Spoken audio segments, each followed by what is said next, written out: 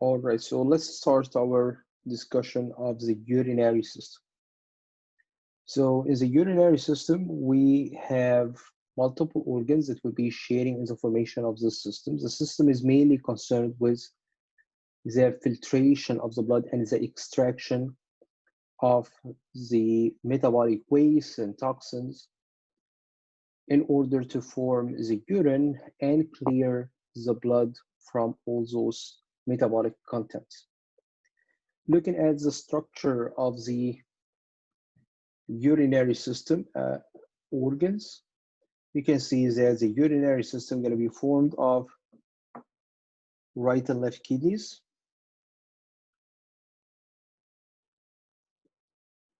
on here. The kidney will be responsible to form the urine. It forms droplets of urine that will be traveling down along this muscular tube. This muscular tube is what we call the ureter. The two ureters will be draining those droplets of urine into a muscular sac, which is located in the pelvic cavity. We call this muscular sac on here, this is a urinary bladder. You notice the urinary bladder is located anterior to the uterus, which is located anterior to the rectum. The urine will be accumulated and stored in the urinary bladder until the urinary bladder becomes filled with urine. At this point, this will cause the excitation of the parasympathetic nervous system, enhancing the urinary bladder to contract, to squeeze out the urine for it to travel through this funnel and to be conducted to the outside of the body through another muscular tube that we call the urethra. If you remember, I have a special treatment for my kidneys. They don't get blood supply like the liver and spleen from a common source, which is the celiac trunk. They get their blood supply directly from the abdominal aorta. And if you remember, unlike the other abdominal organs, the venous blood that gets drained from the kidney is going to be drained directly into the inferior vena cava, while the rest of the abdominal organs will be drained towards the liver through the hepatic portal vein. So you see on here, I have special blood supply and venous drainage to my kidneys, which are common for draining from the main sources, which are the abdominal aorta and the inferior vena cava.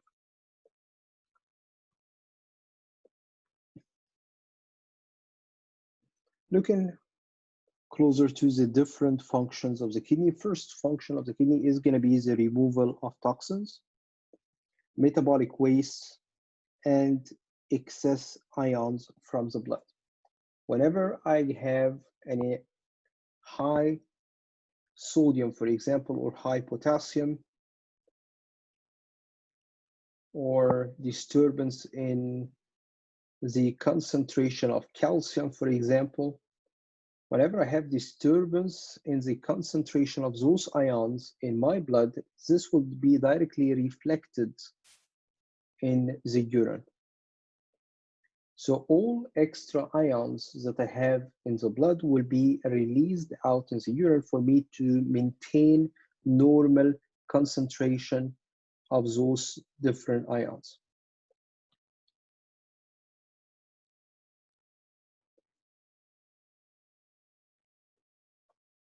Similarly, I'm getting rid of the waste and toxins.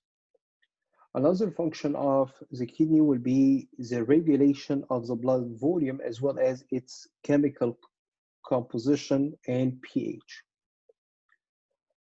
What happens if I drink 2 gallons of water? What do you think? What's going to happen to my blood volume?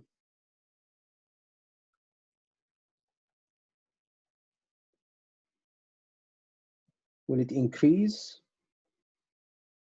or will it decrease?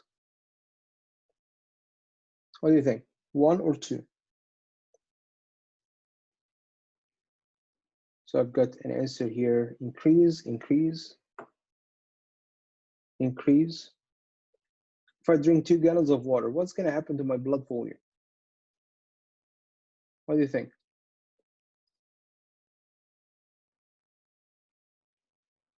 Increase, drops. What do you think? So I've got here how many? 1, 2, 3, 4, 5, 6, 7, 8 increase and 1 decrease. Any other ideas? Anybody still thinking of it? All right, so actually neither will take place. I won't have an increase in my blood volume. I won't have a decrease in my blood volume. My blood volume will be kept the same. Yes, if it was normal, if I had a normal blood volume and I drink extra water,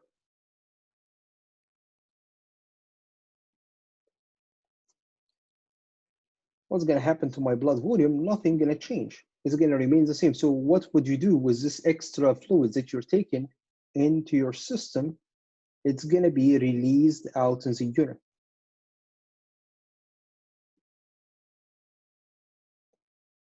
This is what happens. So if I drink too much water, actually, I won't get hypertension. I won't have an increase in my blood pressure unless I did already start at a low blood pressure. If I do have low blood pressure and I drink water and I have all the other factors present for me to increase the blood pressure, at this point only my blood pressure goes up back to normal. But actually, if I'm to respond to this general question, if I already have a normal blood volume, there will be no increase in my blood volume simply because any extra fluid intake is going to be released out in the urine. So which one? If I drink too much water, what's going to happen to my blood volume? Will it increase, decrease? What do you think again? What's going to happen? Will it increase, decrease? It remains the same. Remains the same. All right, so whose function is to keep my blood volume here, to maintain my blood volume? Is the kidney. So the kidney here is going to be maintaining a normal blood volume. What if I have a drop in my water intake? Your kidney also going to be trying to maintain your blood volume, your normal blood volume. What it will do, it will be preventing water loss in the urine. So what's going to happen to the urine concentration if I'm not drinking enough water? If I'm not drinking enough water directly, what will I see? An increase in the concentration of the urine. The urine will become darker in color. Why? Because the kidney is trying to preserve as much as it can from the water it has. So I'm trying to prevent the further water loss in the urine. Chemical composition of the blood also is going to be maintained by regulating the concentration of ions in the blood and maintaining normal blood pH. If you remember, what is the blood pH? What's the blood pH? pH, if you remember, it's the scale that we've created to determine the degree of acidity or alkalinity of a substance. And remember, water did have a neutral pH. It's neither an acid, a proton donor, or a base, a proton acceptor. So it has a pH of 7. Compared to your blood has a pH of 7.4 plus or minus 0.05. So my normal blood pH is going to be 7.35 to 7.45. This is going to be the normal range for my blood pH.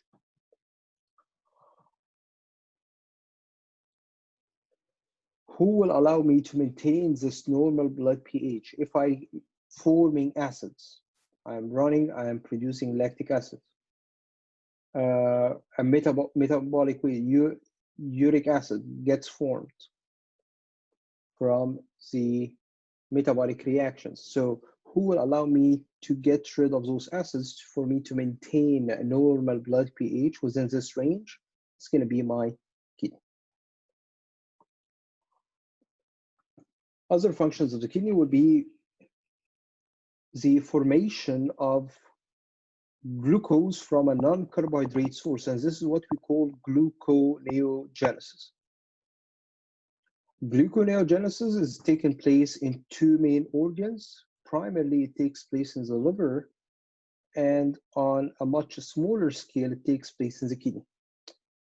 Gluconeogenesis is needed in case of starvation. So if I'm starving, I didn't eat anything, I don't have enough energy intake, what would I do? I will go to the fat stored in the body, I will go to my proteins, and I will start to break them down and transform them into glucose to maintain the normal blood glucose level. So I need to maintain blood glucose level by breaking down fats and proteins. And why would you like to maintain normal blood glucose level? Why you don't just simply break down the fat into energy? Why do you want to keep glucose?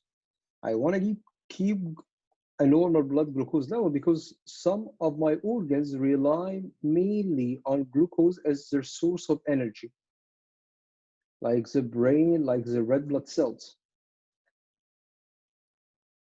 So they can't deal with proteins like other organs. They can't break down fats like other organs. But what they can break down to generate the energy needed for their metabolic activities, it's going to be the glucose. That's why I need to maintain normal blood glucose level even if I am not getting enough of it from outside. Other kidney functions include the endocrine functions. Kidney is going to be responsible to release two hormones that we're going to be discussing over the next few classes. First one is called the renin, and renin is a hormone that gets released from the kidney in order for it to increase the blood pressure. So in order for me to increase blood pressure, the kidney releases renin.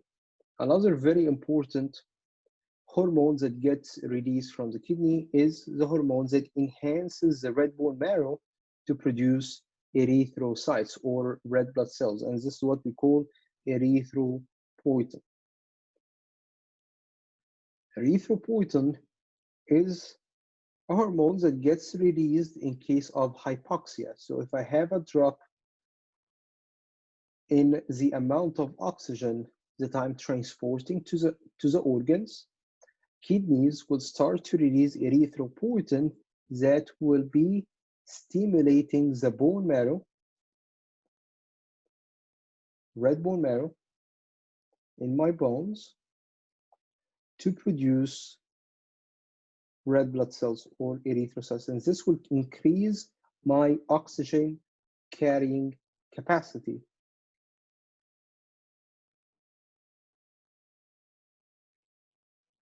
Ensuring the delivery of sufficient amounts of oxygen to my tissues. So again, two major hormones that get released from the kidneys. Those are the renin that is responsible to increase the blood pressure, and we're going to discuss how the renin is increasing the blood pressure in details in the next class. Erythropoietin is a hormone that stimulates the bone marrow to form red blood cells, to increase the number of red blood cells in order for me to increase the oxygen carrying capacity. Another function of the kidney will be to stimulate vitamin D. Vitamin D gets stimulated into two steps. One step is taking place in the skin. Second step of the vitamin D activation is going to be taking place in my kidney. Why do you need to have activated vitamin D? Activated vitamin D is essential for me to ensure normal absorption of calcium. So without vitamin D, I won't be able, even if I am getting food that is rich in calcium, I won't be able to get it from the intestinal lumen to my blood. So it will remain in my intestinal lumen and will be released out with feces if I don't have vitamin D to allow its absorption. And that's why one of the things that patients with renal failure will be taking will be supplements of vitamin D. Why vitamin D? Because simply kidney is not functioning as it should be, so those patients will have a problem activating their own vitamin D, so they might develop osteoporosis as a result of renal failure.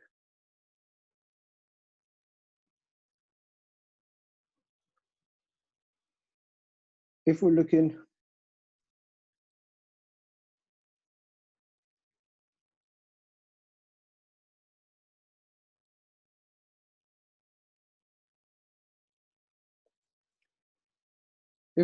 here at the location of the kidneys in the abdominal cavity, all this is my abdominal cavity.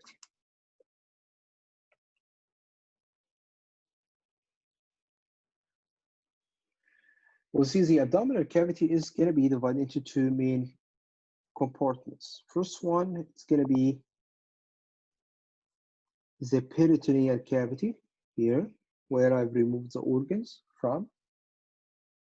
And posterior to the peritoneal cavity, I have other organs still located in the abdominal cavity, but are not inside the peritoneal cavity. We call those are located retroperitoneal. What I mean by retroperitoneal, they are located posterior to the peritoneal cavity. Like what organs are located retroperitoneal? If you see on here, we've got the kidneys, we've got the large vessels like the inferior vena cava and the abdominal aorta. All those are located retroperitoneal. They are not located along with the other abdominal organs inside the peritoneal cavity. If you notice on here, the kidneys are surrounded by perirenal fat that will hold the kidneys in their place. That's why some people, if they've lost large part of their body weight, wasting a lot of fat, they might have movement of the kidney from its place. It's rare, but some people would develop some problems because they have a sudden loss of their body weight. If you notice on here, the vein that drains the kidneys into the inferior vena cava, those are my renal veins. And the blood supply is coming directly from the abdominal aorta through my renal arches. So you've got blood supply, renal arches, venous drainage, renal veins. Again, renal veins drain directly in the inferior vena cava. They do not drain in the hepatic portal vein like the rest of the abdominal organs. So you see on here how I'm treating the kidney. I'm treating the kidney in a very special way. I'm giving them separate vessels to get their blood from, their oxygenated blood. I'm giving them special veins to drain the blood directly in the inferior vena cava without having to share with anybody else. And I'm keeping them away from the rest of the abdominal organs. They are located retroperitoneal rather than inside of the peritoneal cavity, like the stomach, like the intestines, and other abdominal organs.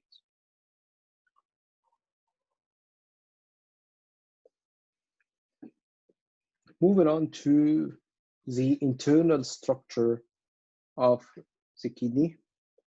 If I have a sagittal section of the kidney, this is how the kidney gonna look like.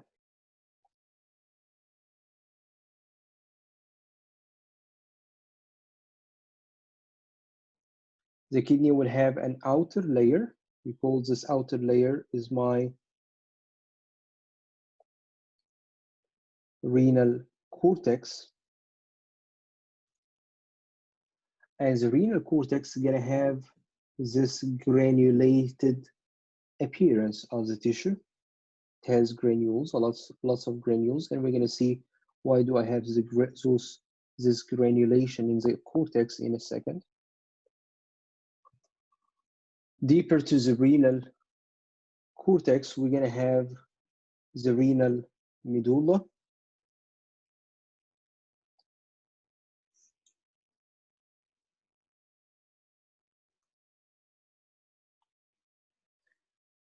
And at the junction between the renal cortex and medulla, we have those pyramidal shaped structures.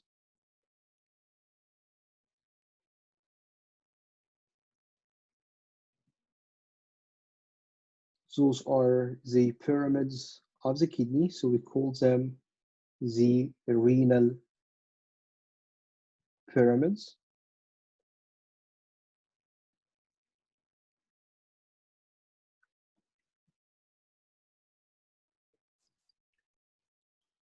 Those renal pyramids will have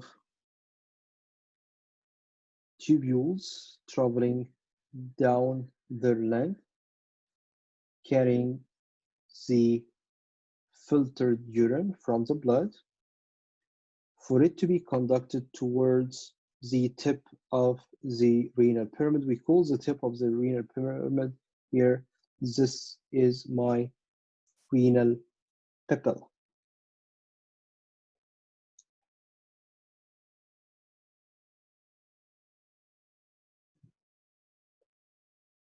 The urine will then flow from the renal papillae of the renal pyramids into small ducts. We call those small ducts are my minor calyces, minor calyx on here. This is one of them. Multiple minor calyces will drain together into larger ducts. We call those are my major calyces.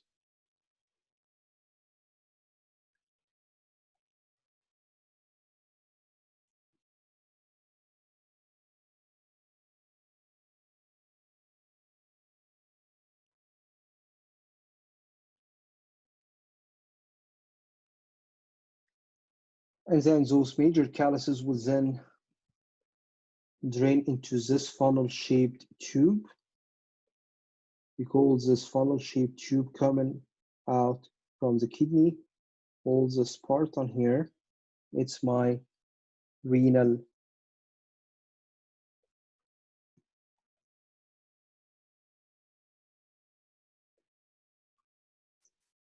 pelvis.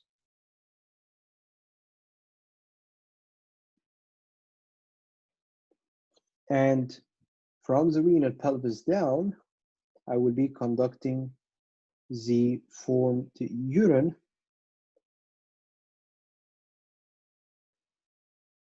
through a muscular tube. Again, this is what we call the ureter.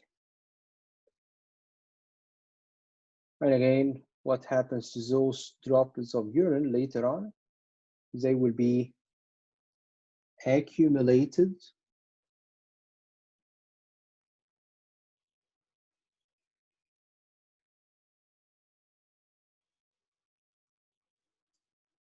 just 1 second here, connection failed.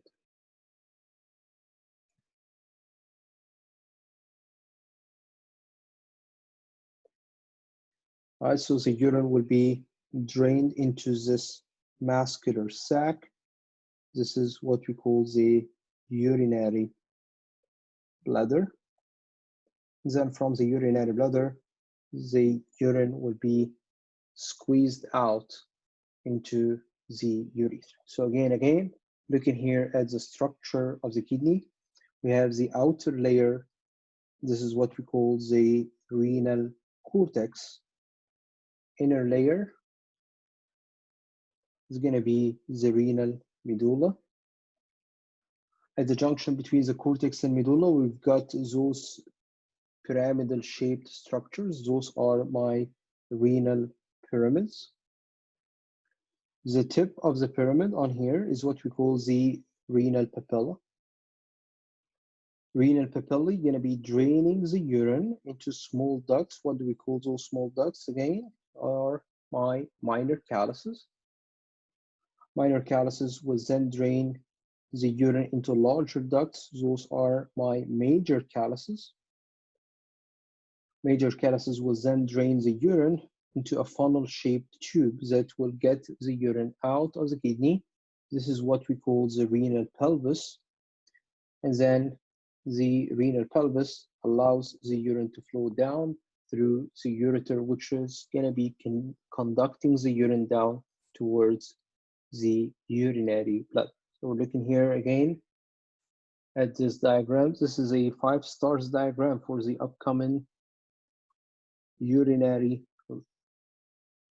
system lab exam. So very important diagram. Looking here again, outer layer of the kidneys is going to be my renal cortex. Internal layer, all this is going to be my renal medulla. Triangular shaped or pyramidal shaped structures, those are going to be my renal pyramids. Renal pyramids. If you notice on here, the tip of the pyramid is what we call the renal papilla, the papilla of the pyramid. The papilla of the pyramid on here. The renal papillae are going to be conducting the urine to those small ducts. Those are my minor calyces, minor calyx. And then you see multiple minor calyces are going to be draining the urine into larger ducts. Those are my major calyces.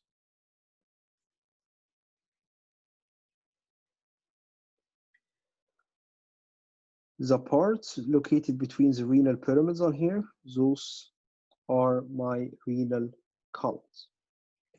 And to the outside of the kidney, we've got the renal capsule. Any questions? Any questions? Questions concerning the structure of the kidney?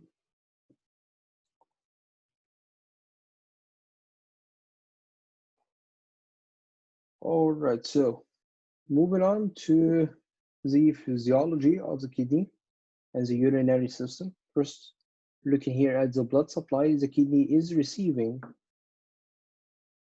around 25% of the cardiac output each minute, around 1.5 liters or 1,200 milliliters. The functional unit and the structural unit of the kidney, it's going to be the nephron. And the nephrons are going to be present occupying the cortex of the kidney, and in some cases they will be located at the junction between the cortex and the medulla. So here those vessels are going to be the junction between the renal cortex, this outer layer, and the renal medulla, this inner layer. Right, those are the two layers of the kidney. You see, nephrons are located mainly in the cortex. Some of them gonna be located in the cortex, but at the junction between the cortex and the medulla, extending parts of them down into the medulla, as you see here on the right. See, part of the nephron is traveling down into the medulla. So looking here at the nephrons, we have 1 million nephron per kidney. So around the total number of nephrons is going to be 2 million nephrons in both kidneys. Nephrons are going to be formed of sets of tubules. Those are what we call the kidney tubules, that we stated them over and over in our discussions.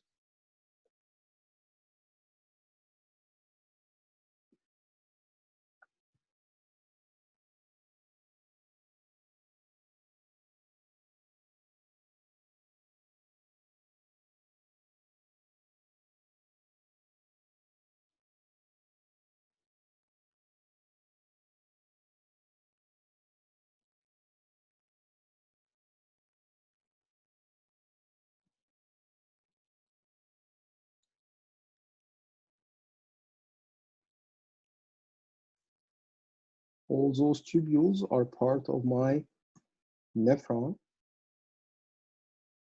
So I'm formed first of sets of tubules, as you see on here. And running parallel to those tubules, I have sets of vessels.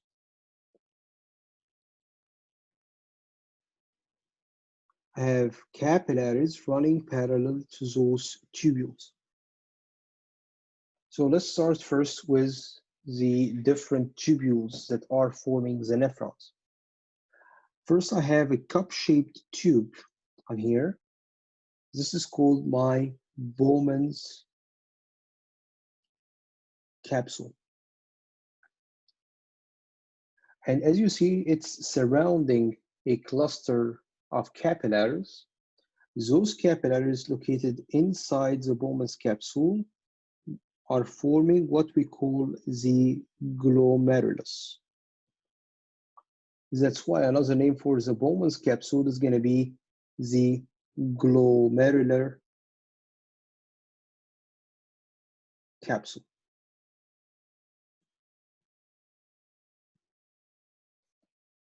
All right, so again, the first part of the set of tubules forming the nephron is going to be the Bowman's capsule.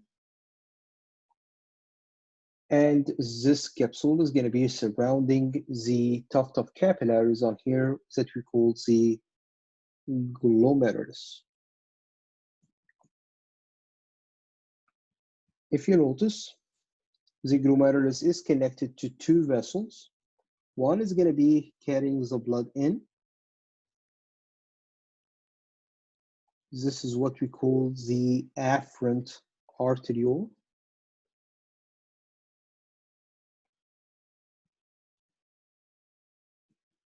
And one that will be draining the blood out is going to be my efferent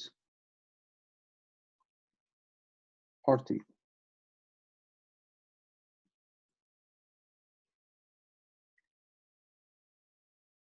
Moving on to the next part of the kidney tubules, this is going to be a set of convoluted tubules located proximal to the Bowman's capsule, as you see on here. So we call those are the proximal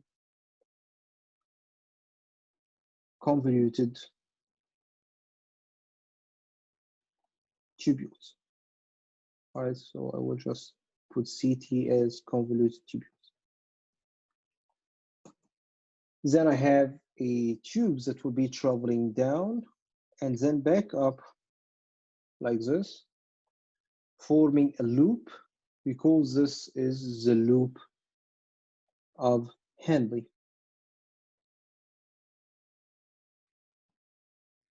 This will conduct us to a set of convoluted tubules that are located away from the Bowman's capsule. So we call those are my distal convoluted tubules. Running around the proximal and distal convoluted tubules will be the capillaries coming from the efferent arteriole,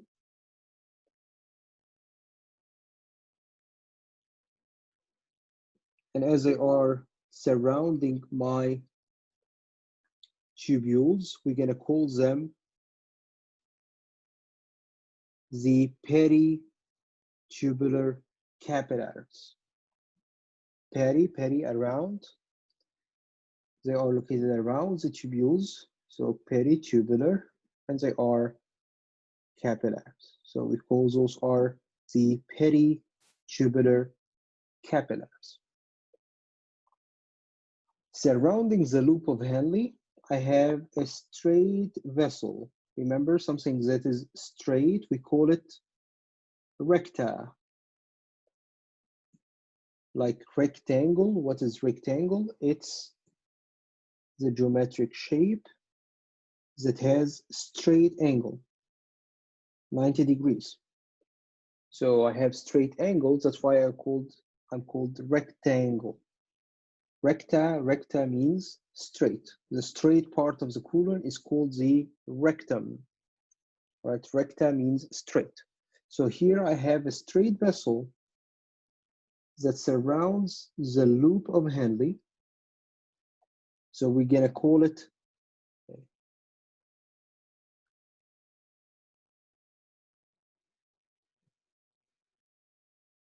see on here, this set of vessels surrounding the loop of Henle. It's the vessel that is straight. So we're gonna call this is my vasa vessel, blood vessel, vasa. And recta here, recta is straight. So the straight vessel that surrounds the loop of Henle is called the straight recta vessel vasa. So we call this is my vasa recta. So what is the idea here that we rely on in terms of urine formation? Urine gets formed simply by performing an exchange between two currents, between the blood located in those vessels and the fluid located in my kidney tubules. So simple. The urine gets formed by moving fluid in and out from the vessels to the tubule and from the tubules back to the vessels. This is how we form urine. But before we get to the details on here on how the urine production is going to take place, can you remind me of the normal organization of the blood vessels? If you remember, what is the type of blood vessels that carries the blood away from the heart? What do we call this vessel? Aorta is the largest artery, exactly, so an artery. And an artery is going to be carrying the blood towards very tiny vessels that are responsible for the exchange to take place between the organ cells and my blood. What did we call those exchange vessels that we did have? Can you remind me?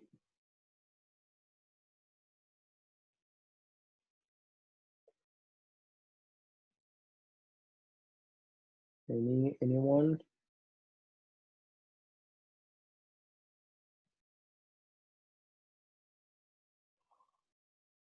I'm not sure what's going wrong with this.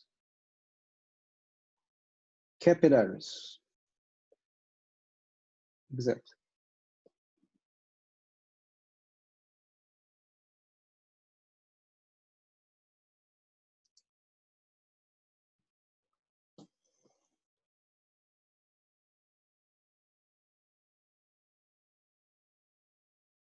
Capillaries. And then after I perform the exchange, if you remember, this blood that is coming back is going to be drained out of the capillary beds into what? What kind of vessels would be draining this blood back to the heart? Veins, right? So vein. So I start here getting the blood in the capillary bed by the artery and draining the blood out of the capillary bed through veins.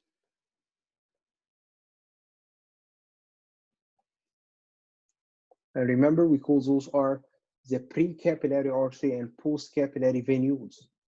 Precapillary arteriole and the postcapillary venules.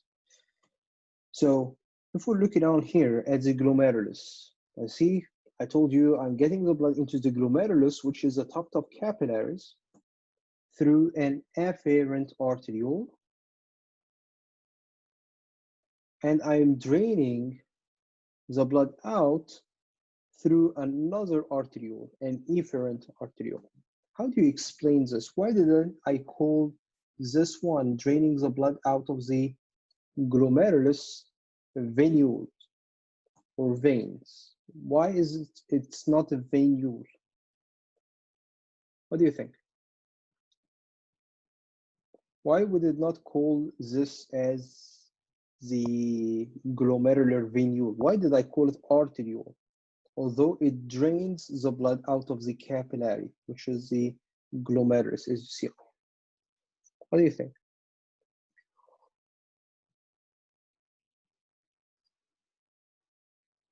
Why is this an arteriole and not a venule?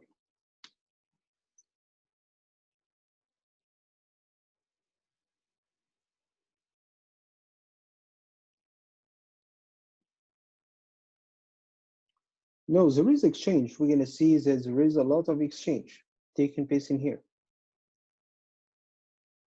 Yeah, the key here is that the blood here is still going to be carried away from the heart. You see on here, the blood is going to be conducted away, still away from the heart. I am conducting the blood into my peritubular capillaries. I'm not going back to the heart to say it's a venule. It's still carrying the blood away from the heart. That's why it's still an arteriole. All right. Is this clear? Is this clear? Why did we call this an arteriole and not a venule? Because simply the blood is still going to be conducted away from the heart.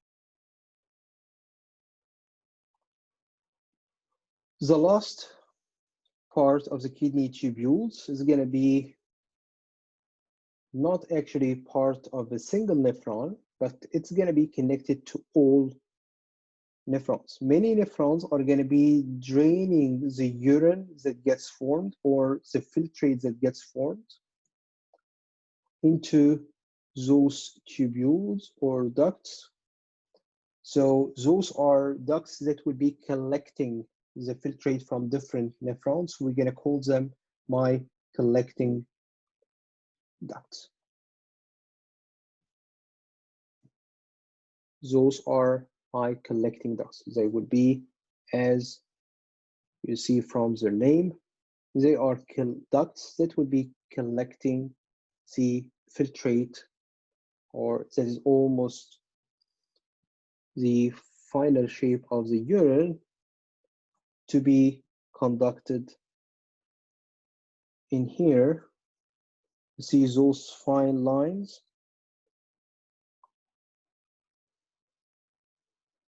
those fine lines in the renal pyramid, those are actually the collecting ducts. So the nephrons are those granulations inside my renal cortex. See here, closer, closer. See those granulations on here. Those are actually the glomeruli of the kidney tubules, of the nephrons. And you see those lines traveling down here in the renal pyramid. Those are my collecting ducts. So after I form the urine, or a primary form of the urine is the nephrons, this filtrate will be conducted to the collecting ducts down along the length of my renal pyramid to be conducted to the tip of the pyramid. Again, can you remind me, what did we call the tip of the pyramid, of the renal pyramid? Do you remember? The papilla, yes. And then towards my minor calyces, and then multiple minor calyces to the major calyces, and then multiple major calyces will drain into this funnel-shaped tube. This is my renal pelvis that will conduct the urine to the ureter towards my urinary bladder. All right, so again, what are the different kidney tubules that we've got? We've got first the Bowman's capsule. Next is going to be the proximal convoluted tubules. Then we've got the loop of Henle. Loop of Henle, as you see on here, it has a limb that is going down. We call this is my descending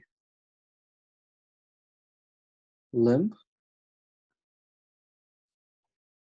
And the other limbs that will be traveling up, we call this is my ascending limb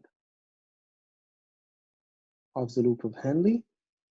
Then I will be conducting the filtrate into a set of convoluted tubules located away from the Bowman's capsule. This is going to be my distal convoluted tubule.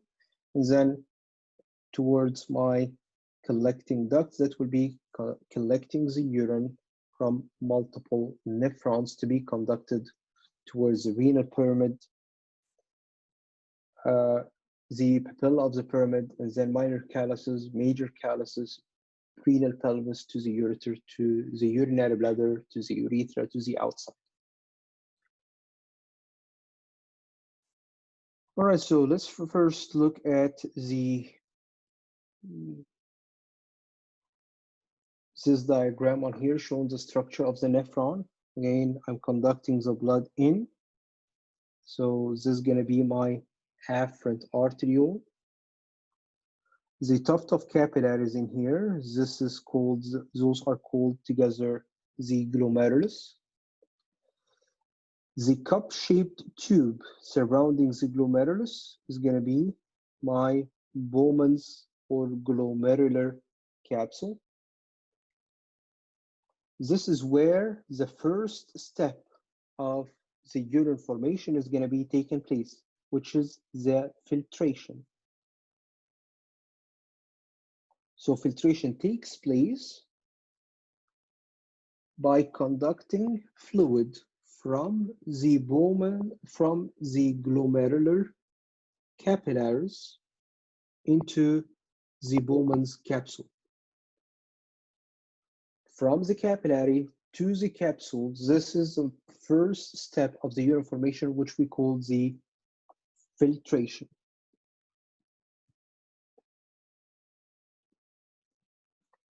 This filtrate that gets formed will be traveling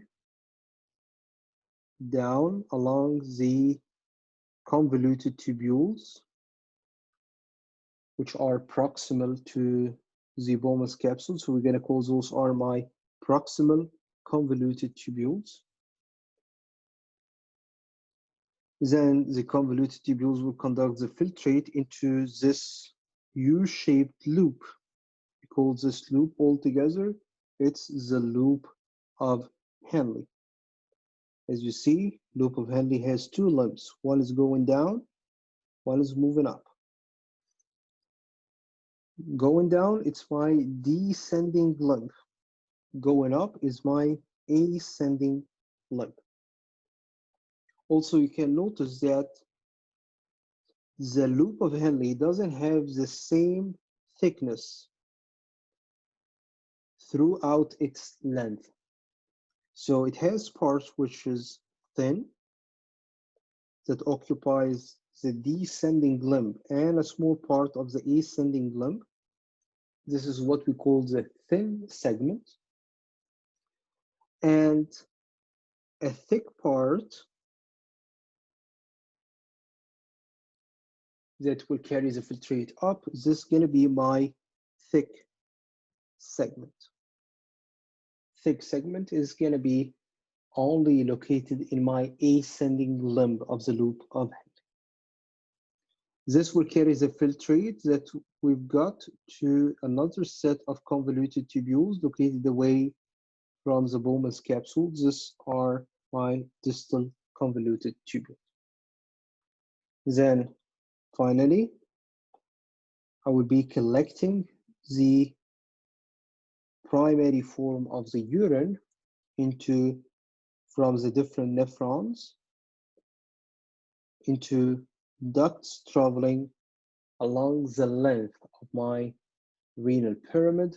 Those are my collecting ducts.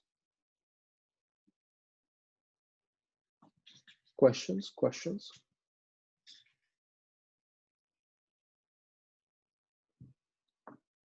Questions?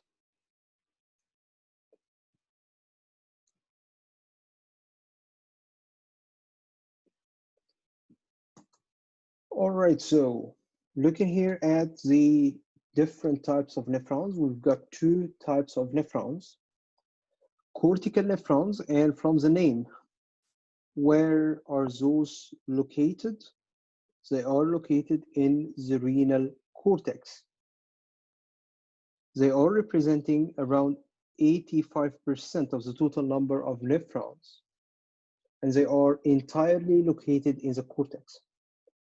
The other type of the nephrons, those are the ones that will be located at the junction between the renal cortex and the renal medulla, and we call those are my juxtamedullary nephron. Juxta means close to or next to. So those are nephrons that are located close to or next to the renal medulla, very close to the renal medulla.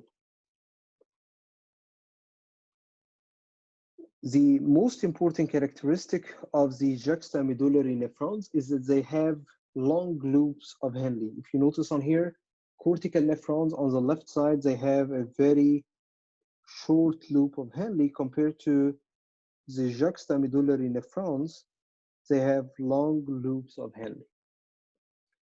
And as we're going to learn, the loop of Henle allows you to allow the absorption of water. So having a long loop of Henle means what for me? Means that I can move more water from the filtrate back to my blood. So what's going to be the function of the juxtamedullary nephrons with long loops of Henle is to form concentrated urine. In order for me to form concentrated urine, what would I need to do? I need to recapture water from the filtrate back to my blood. So the urine that is moving out has less water content. And this results in formation of concentrated urine.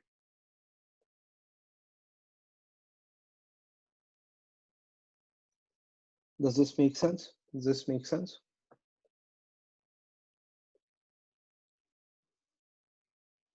Questions? So, first question for you today for the in-class activity. So, please name the different markings on those two diagrams. Or let's see, start with one first. That will keep the other at the end. All right, please name the different parts of the kidney on here as shown on this diagram.